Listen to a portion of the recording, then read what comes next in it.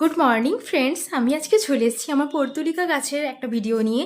তো আমরা সবাই পর্তুলিকা গাছে প্রচুর প্রচুর ফুল পেতে আশা করি। তো আমরা তার জন্য কি করব, আমরা ওয়েল ড্রেন মাটি তৈরি করব, যাতে এই গাছের জল বেশি পছন্দ করে না, তার ফলে গাছের গোড়া পচে যায়। এবং আমরা জৈব সারগুলো দিলেই আমাদের গাছে ফুল বেশি হবে।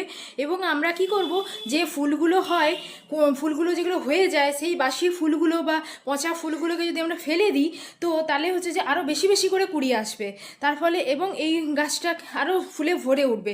এবং দেখতেই পাচ্ছ এই গাছটা হচ্ছে যে সহজেই গ্রো করে, তোমরা তো জানো কাটিং থেকে সহজেই গ্রো করে। আর আমিও অনেক জায়গাতেই এই গাছটা বর্ষাকালে কাটিং চারা লাগিয়ে লাগিয়ে তাতে অনেক হ্যাঙ্গিং করেছি, হ্যাঙ্গিংয়েও এটা গাছটা দেখতে সুন্দর লাগে। হ্যাঁ, এই গাছটা সহজেই গ্রো করে যায় এবং এর প্রচুর রোদ দরকার, প্রচুর রোদে এই গাছ বেশি ফুল দেয়।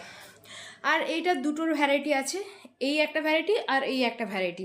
আমার কাছে দুই রকমের আছে, দুটোই একই সেম এর পরিচর্যা।